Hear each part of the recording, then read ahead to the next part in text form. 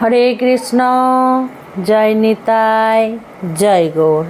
সকলে ভালো আছেন? সন্ধ্যে 6:30 থেকে রাত্রি 8:30 আমার ফোন খোলা থাকবে। ফোন করবে অবশ্যই, যারা দীক্ষা নিতে ইচ্ছুক অবশ্যই তারা ফোন করবে, আমি ফোনে বাকি কথা বলে দেব। ভগবানের তো 108টা নাম আমরা জানি, পড়ি, কিন্তু ভগবানের একটা স্পেশাল নাম আছে, সুন্দর নাম আছে। কি কি সেই নাম? ভগবানের নাম হচ্ছে পদ্মনাভায় নমঃ। আমরা যখন প্রণাম করি তখন বলি পদ্মনাভায় নমঃ। তো ভগবানের এই যে নাম পদ্ম, তাই তো, পদ্ম ফুল দেখবেন ভগবান নারায়ণের হাতে থাকে। গদা পদ্ম চক্রধারী আমরা প্রণাম করি, গদা পদ্ম চক্র শঙ্খধারী। 4 হাতে গোবিন্দ 4টে জিনিস ধরে থাকেন, গদা, পদ্ম, শঙ্খ এবং চক্র। তো ভগবানের প্রিয় জিনিসগুলোই কিন্তু ভগবানের কাছে থাকে। যে সমস্ত ভগবানের পছন্দের জিনিস ভগবান খুব পছন্দ করেন, খুব ভালোবাসেন, সেই সমস্ত জিনিসগুলোই কিন্তু ভগবানের কাছে থাকে। তো পদ্ম ফুল যেহেতু গোবিন্দর কাছে থাকে, তাই পদ্ম ফুল তো গোবিন্দকে দেওয়া অবশ্যই দরকার, যেহেতু ভগবানের প্রিয়। ভগবান যেমন তুলসী নিজের অঙ্গে রাখেন, তেমনি পদ্মও নিজের হাতে করে নিজে ধরে থাকেন। এই সময় পদ্ম ফুলও ফুটছে, বাজারে পদ্ম বিক্রিও হচ্ছে। যে সমস্ত মায়েদের বাড়ির কাছে এই সুযোগ আছে, বাজার আছে, মায়েরা কিন্তু এই সুযোগটা ছাড়বে না, একদম সুযোগটা ছাড়বে না। এই পুরুষোত্তম মাসে 2টো একাদশী, তো এই একাদশীর দিনেই কিন্তু বলা হয়েছে। সামনে তো একাদশী আসছে, আগামী বুধবার একাদশী, তারপরেও আর একটা একাদশী এখনও বাকি থাকবে। তো তোমরা অন্য দিন না দিয়ে এই একাদশীর দিন গোবিন্দকে পদ্ম ফুল নিবেদন করো। হ্যাঁ, পদ্ম ফুল বাজার থেকে কিনে এনে সুন্দরভাবে ফুটিয়ে গঙ্গার জলে ছিটে দেবে ফুলটাকে, তারপরে গোবিন্দর চরণে দেবে। যাদের রাধা কৃষ্ণ ঘরে আছে 2টো নিয়ে আসবে, দিয়ে রাধাকেও দেবে, ভগবান কৃষ্ণকেও দেবে, তাদের চরণে নিবেদন করবে। এবং একটু চন্দন ঘষে সেই চন্দনের ছিটাও দেবে সুন্দরভাবে। আর যে মায়েদের ঘরে গোপাল আছে, গোপালের সামনে পদ্মটা ফুটিয়ে খুব সুন্দর করে সামনে দেবে। আমার তো এত আনন্দ হচ্ছে, ভাবতেই এত আনন্দ, তাহলে দিলে কত আনন্দ পাবো। এবার আমরা যদি এইভাবে আনন্দ পাই, গোবিন্দ কত আনন্দ পাবেন। গোবিন্দর আনন্দের সীমা থাকবে না। আর গোবিন্দ তো এইটুকুতেই খুশি, গোবিন্দকে না দিলেই খুশি, গোবিন্দ দিলে কত খুশি হবেন। তো পদ্ম এনে, বেশি দামও নয়, যাই হোক দাম যাই হোক, এ মাসে একটা দিন একটা পদ্ম, সেটা হচ্ছে এই একাদশীর দিনে। অনেক শাস্ত্রতেও এই পদ্ম নিবেদন করার কথা বলা হয়েছে এই পুরুষোত্তম মাসে, একাদশীর দিনে বলা হয়েছে, পুরুষোত্তম মাসে এবং একাদশীর দিনে। আমাদের এখানে পদ্ম আসে, এবার মায়েদের ওখানে দেখবে ফুলের যে জায়গা আছে। আর যে মায়েদের একেবারেই সম্ভব নয়, পাওয়া যাবেই না, গ্রাম্য সাইডে বাড়ি, মায়েদের সেদিকে পদ্ম পাওয়া যায় না, তাহলে গোবিন্দকে গোলাপ কি পাওয়া যাবে? যদি গোলাপ পাওয়া যায় তাহলে গোলাপও দিতে পারো রাধারানীকে, এবং প্রাণ গোবিন্দকে গোলাপও দিতে পারো। কিছুই নেই মা, আমাদের দিকে এসব পাওয়া যায় না। হ্যাঁ, অবশ্যই এমন এমন জায়গা আছে পাওয়া যায়ই না, তাহলে তারা কি করবে? যদি উপায় থাকে, যদি ফুলের ব্যবসা থাকে, তাদেরকে বলেই তোমরা আনাতে পারো, বা নিজেরাও। আর সম্ভব নয়, তুলসীর মালা, তুলসী তুলে, গ্রামগঞ্জে তো তুলসী প্রচুর আছে, যে মায়েদের তুলসী গাছ বাড়িতে আছে তারা সুন্দর করে তুলসী মালা গাঁথবে। ছোট্ট ছোট্ট করে ডগাগুলোকে কেটে কেটে নেবে, তারপরে সুতোয় জড়িয়ে জড়িয়ে তোমরা মালা গাঁথবে। পাতা দিয়েও গাঁথতে পারো। এবার অনেকে বলবে মা পাতা ছুঁচ দিয়ে ফোটাতে আছে, কেন নেই? অবশ্যই আছে।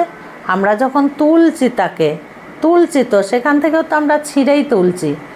সুন্দর করে তোমরা তুলসী পাতা দিয়ে গোবিন্দকে মালা পরিয়ে দাও।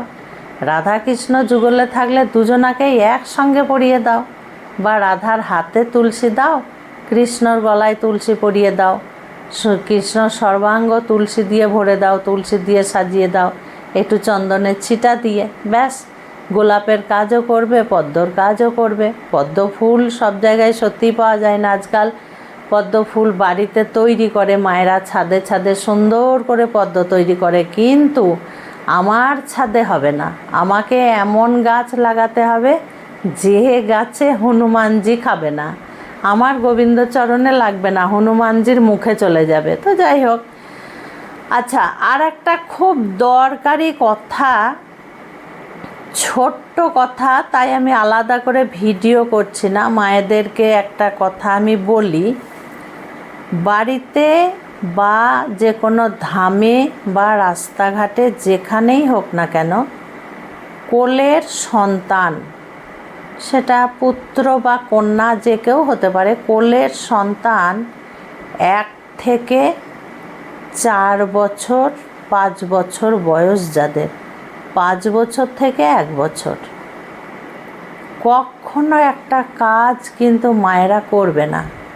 আমি একজনের মুখে শুনে আমার এত খারাপ লাগলো, আমি ভাষায় প্রকাশ করতে পারবো না, এত খারাপ লাগলো। তোমরা বড় বড় মহারাজদেরকে বলো, গুরুদেবকে বলো, যাকেই বলো, তোমরা প্রণাম করো। শিশুদেরকে ওই মাথা ঠুকে তাদের পায়ের কাছে প্রণাম করিয়ে দেবে না, না, কখনো না। কারণ তাদের প্রণাম করার বয়স সব বাকি। যখন 1 থেকে 5 বছরের একটা শিশু থাকে না, তখন সে ভগবান নারায়ণের রূপে থাকে। বলা হয় শিশুকে নারায়ণের রূপ। কাজেই ওই শিশুকে ঢকাম করে চরণের কাছে গিয়ে মাথা ঠুকে প্রণাম করিয়ে দেওয়া না।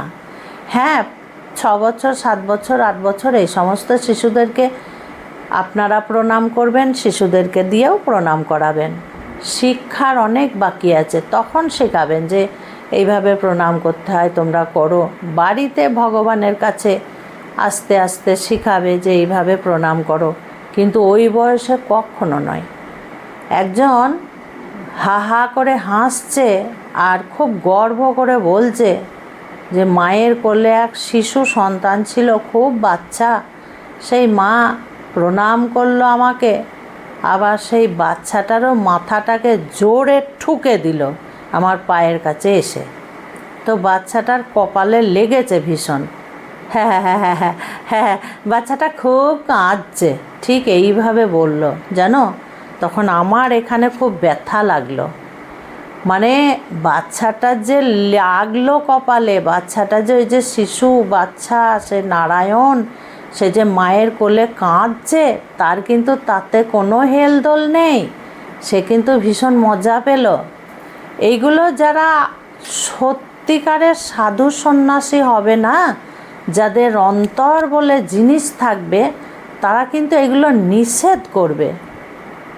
কিন্তু না, দাঁত বার করে হাসছে হা হা করে, তার কী আনন্দ লেগেছে। মায়েরা যারা আমার ভিডিও দেখছেন, কখনো এই কাজ করবেন না। তাদের যখন বয়স হবে, তারা যখন শিশু থেকে বেরিয়ে বড় হবে, তাদেরকে তখন শেখাবেন। শুরুটা করবেন ঘরের ভগবানকে দিয়ে, শুরুটা করবেন বাড়ির গুরু ব্যক্তিদেরকে দিয়ে, তারপরে তাদেরকে। বোঝাতে পারলাম? তো এই সমস্ত কিছু কিছু জিনিস আমি যখন দেখি ফোনে, আমার খুব খারাপ লাগে, আমার খুব খারাপ লাগে। তখন মনে হয় এরা কোন শিক্ষায় শিক্ষা পেয়েছে। আর কোন বই পড়ে ওদের এই জ্ঞান হয়েছে, তখন আমি খুব অবাক হয়ে যাই যে এইগুলো কি কাজের কাজ। হ্যাঁ জানেন, পুরো এতটা দাঁত বার করে হা হা হা হা করে হাসছে। আমি বুঝলাম শিশুটার খুব লেগেছে, জানেন মাতাজিরা, তা সে শিশুটা খুব কাঁদছিল, এইভাবে ঠিক বলছে। কিন্তু একবারও বলল না যে না, শিশুদেরকে দিয়ে এইভাবে প্রণাম করাবেন না। শিশুটা যে কাঁদলো খুব, আমার খুব কষ্ট লাগলো, এটা কিন্তু তার মুখে শোনা গেল না। সে দাঁত বার করে হাসছে। এইগুলো আপনারা করবেন না, কখনো করবেন না আপনারা। আমার কিন্তু আপনাদের প্রতি অনুরোধ রইল, আপনারা প্রণাম করুন। কেন করবেন না? অবশ্যই করবেন, যাকে ভালো লাগবে গুরু ব্যক্তি আপনারা প্রণাম করুন, কিন্তু শিশুদেরকে দিয়ে নয়। হ্যাঁ, শিশুদেরকে এটা দেখাতে পারেন, এইভাবে জোড়হাত করিয়ে দিয়ে প্রণাম করো। ওই মাথা কপাল নিয়ে মাটিতে ঠকাম করে ঠুকে দিলাম আর আমি বিরাট আশীর্বাদ পেয়ে গেলাম, কখনো নয়, কখনো নয়। ওইসব বেশভূষা দেখে কখনো আপনারা ভুলবেন না। যা আমরা নিজের চোখে দেখি সেটা কিন্তু ভুল হয়ে যায়। হ্যাঁ, বলে না যে নিজের চোখে দেখে বিশ্বাস করব, এটাও আজকাল ভুল।